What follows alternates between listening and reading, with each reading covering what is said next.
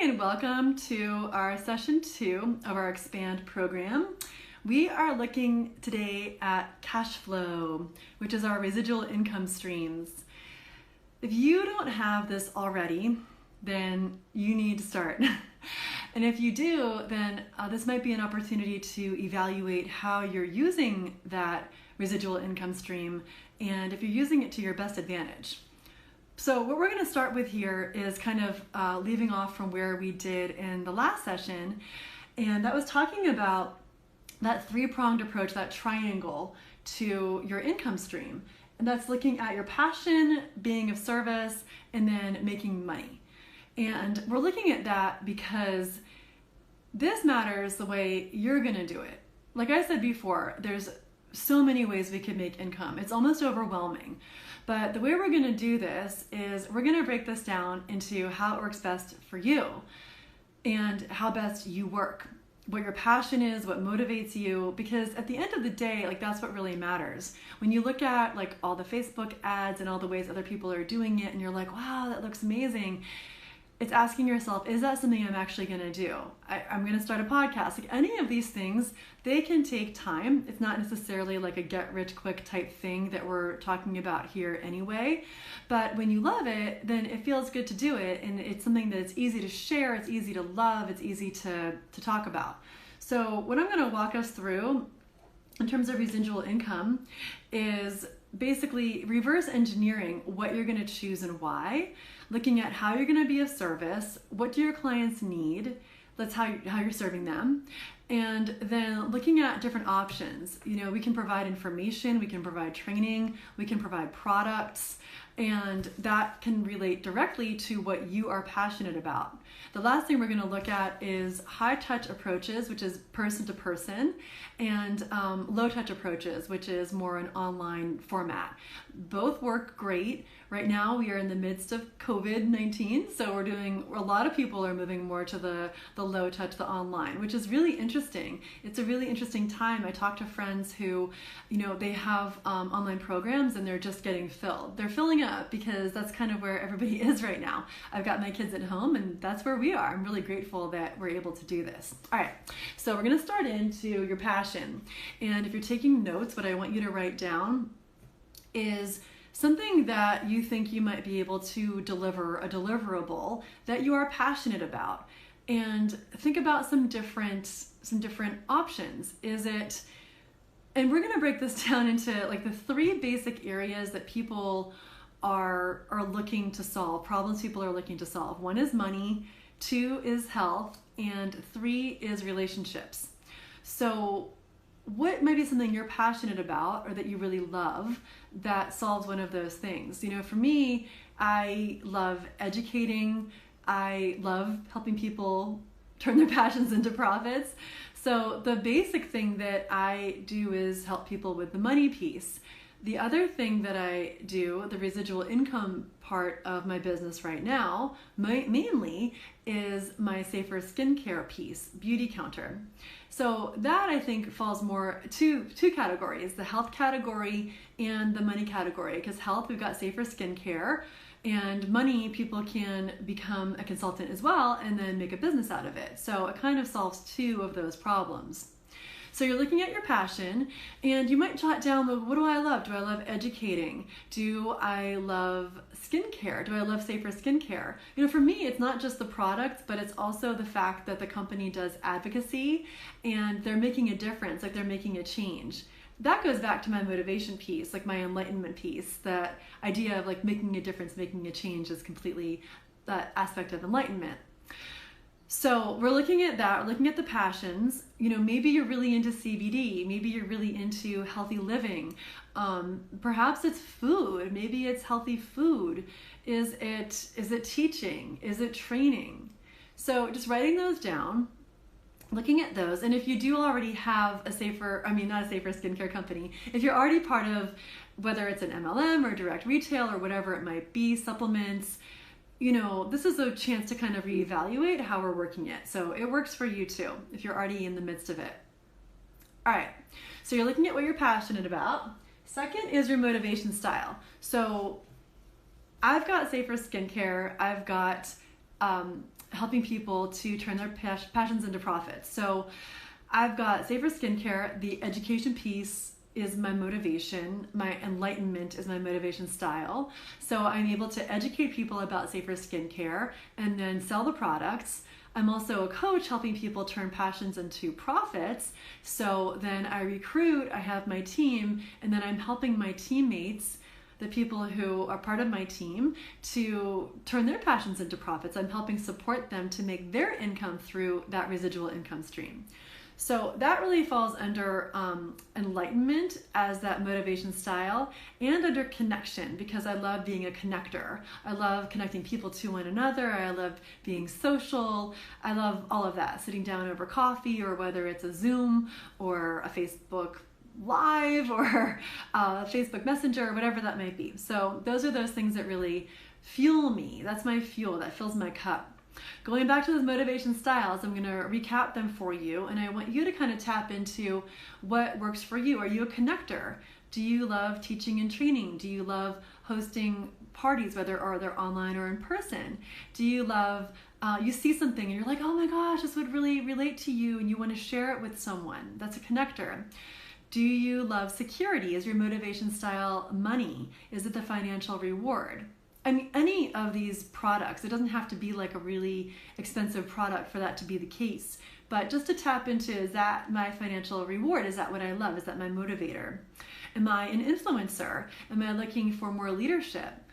That's an interesting one, because as you look at the residual income business, you're probably going to want to look at how you disseminate what you do. Is it getting on other people's Facebook pages? Is it writing articles? Is it being on other people's podcasts, having your own podcast? So there's a lot of ways to be an influencer. Your Instagram page, of course, in your own community, talking to your friends and sort of being that leader in terms of whatever those categories might be, the money, the health, the relationships. Are you an accomplishment lover? That's our fourth one, accomplishment. Is having some healthy competition part of it. I know some personal trainers that have done some online programs recently, and they've created really healthy competitions with one another within the group, and you can win some prizes, or just the feeling of just competing with yourself or cheering other people on as you try to reach this goal. Are you an enlightenment lover? Do you want more freedom? Do you love the sense of having people elevate to their highest selves, like the highest level of being, whether it's safer skincare, or it's the supplements that we take, or it's using CBD or natural products, or within our relationships? That's an interesting one I want to bring up later in terms of massage that I kind of like. Okay, so go ahead and sort of tap in, take some notes about your motivation styles. And then the third one is looking at how you are going to serve. So you are looking at something that you love, something that you're passionate about. You're also looking at your motivation style, what works best with how you work, and you are looking at how you're going to serve. So you're solving someone's problem. You're solving their problem regarding money, regarding health, regarding relationships. We're first going to look at how we solve it, and then we're going to move into the high touch, low touch sort of situation. So I'm going to erase this and look at how we solve the problem. All right, so we can solve the problem through information, and we can solve the problem through products.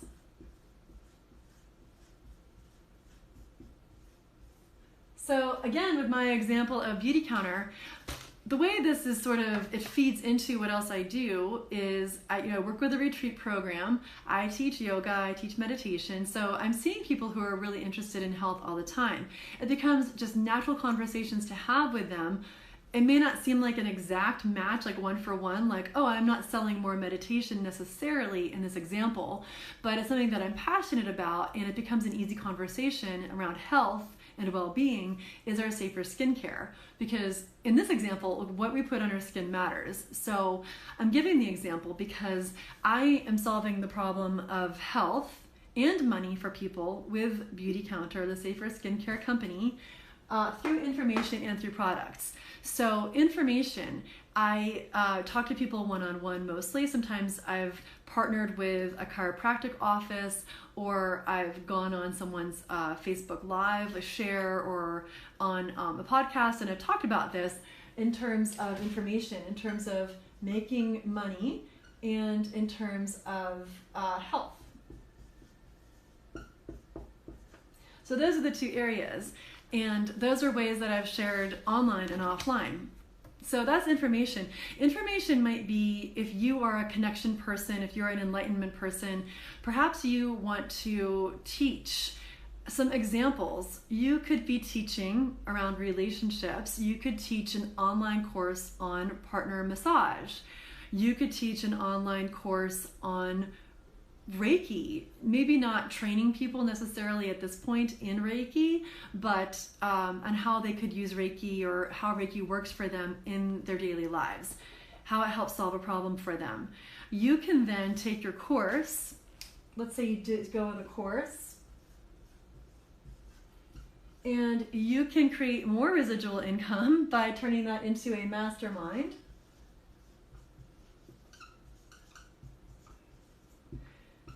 And you can also turn that into a membership, like a monthly group.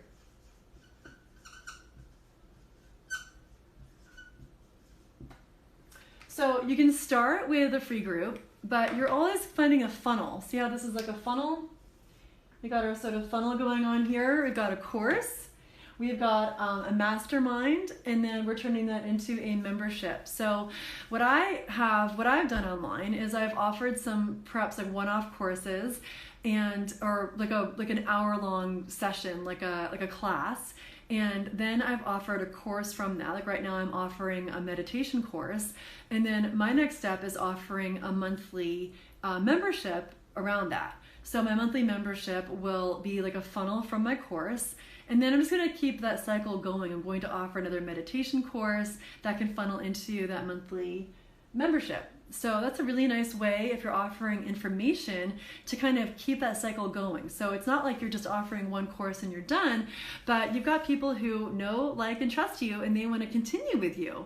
And again, we're talking online, low touch, high touch. Either way this works. In this example, what I'm talking about is it's online. I'm doing that through online because I like it. It's really just easy for me to plan around my family and around my kids' schedule. I have done that in person as well. I've run courses at a yoga studio on the chakras at several different locations, and right now I'm doing it online. So it works either way. It's just choosing how you want to do it. When it comes to products, oh my gosh, I mean, that's just like this, the whole list would be full. There's so many products. So we can just run through some things that you might be interested around, like health. Is it supplements?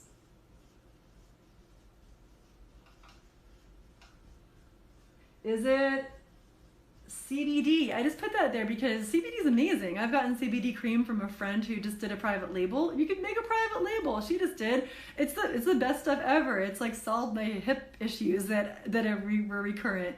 Maybe it's skincare.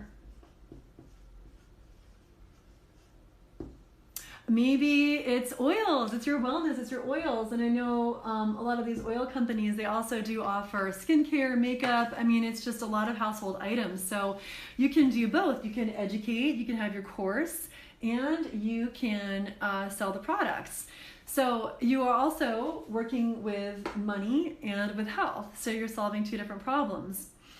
Okay, so those are just a few options for products. I'm sure, your mind probably has so many more. I know people do clothing, there's activewear, there's undergarments, there's like, you name it. You want to sell it, you name it, it's there, right?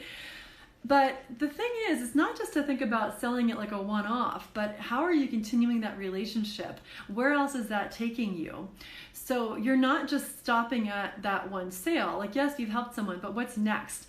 Can that person refer someone else to you? Is that person interested in earning an income as well? Are they really passionate about it? Is this something they can share? And then you enter into that conversation. I mean, any of these companies that are set up as MLMs or direct retail, they're going to have trainings for you. They're going to have that set up to help support you. So I'm just encouraging that if you're kind of sitting on a product that you already have or a direct retail situation you already have, just to go for it, to dig in a little bit deeper and see what it can do for you for that residual energy. All right, and so we're talking about like how we cast the net. How do we cast the net a little bit deeper? I really like, especially for massage therapists, this idea of courses, as we are kind of in this online world a little bit more. You know, is there a course you can do around self-massage, as we're doing a lot more online? Is there a course you can do around some movement to help release tension? Is there a course you can do around any kind of energy medicine? And can you take that and then move that into a training? So just like I did this with course mastermind membership, can you take this into course training? Is there something that you're sort of expert in? And I know you are. So if you we can have a kind of tendency to underplay ourselves sometimes. You know, there's something that you're expert at that someone else isn't. Is there some modality that you can train others in? You do a certification program. There's so many options now too to be online. I have my meditations on Insight Timer, and I'm kind of waiting on it. It's not quite there yet, but then being able to offer courses through that. So there's a lot of online platforms. I personally would like to offer my courses through Facebook. If I want to do a group meeting, I use Zoom. It's really easy. There's no payment. I'm not paying to be on Teachable or something. No one's taking a cut from what I'm offering. But if you do want something to be a little more evergreen and get people who maybe aren't in your immediate circle, then you can look at Teachable, you can look at Udemy, you can look at these other online programs to teach something. So yay, how exciting. There's so many options here. I love it. All right, I think that about covers it, other than just talking a little bit more about this high touch, low touch sort of situation. So all right, we're gonna go from the products and the info to making decisions around high touch, low touch. Do high, low. I really feel like this is an important piece of the conversation because, you know, right now, like I mentioned, I'm recording this during our episode where we're all kind of staying at home. So everything we're doing to some degree is low touch. What low touch means is that we're not doing it necessarily face to face. But you know what I was kind of thinking about is how we can also make what we consider low touch to be a little bit more intimate, to be a little bit more just, you know, a little bit more face to face. And we can do that. So like when we talk about high touch, we're talking about like you are giving a massage to someone one-on-one. One-on-one, you are in person. Your group is in person. They're sitting in a circle, they're all together. We kind of get that. So we understand that. We're meeting someone for coffee. That's very high touch. It can be an online kind of high touch as well. High touch can be, this is going to be sort of more virtual high touch. And this is what I feel like is really important because, you know, I think we can think about being in the online space, and I think some people get caught up in just, I'm just going to post on Facebook, I'm just going to post on Instagram, and then hope that people come to me. But that's not necessarily the situation. Like, we know that when we make connections with people, like really make connections with people, that kind of happens more one-on-one. Even if you meet up with friends and you're in a big group, like really getting to know each other happens more in that one-on-one, more intimate space. And you can create that. I mean, I've hired coaches who I've met that are in Australia. Like I've never met them in person, but we've created high-touch situations by having our conversations through Zoom or, you know, through our Facebook Messenger where we can see each other, or even if we're talking, like it's very intimate. So we can create that even if you are in the online world, but how do we do that? And if you're doing an MLM, I definitely recommend this. I don't recommend just posting on Facebook, just posting on Instagram and expecting people to come to you unless you already have like 100,000 followers, in which case you are an influencer and you've got this. But if you are going virtual, what is high touch virtual? High touch virtual is A phone call. You call someone up. I know it seems super old school, but I think we're doing it a lot more right now. So you make the phone call. Next is messenger or text.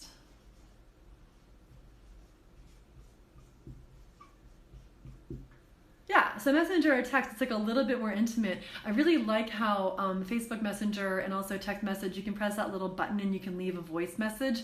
I feel like that's also a little more intimate. It's like, hey, I am calling you. I want to find out how you're doing with your skincare. I want to find out how you're doing with your immunity right now. I want to find out how you're doing with having really great products to help clean your house, so we're not using a lot of synthetic fragrances, etc., etc.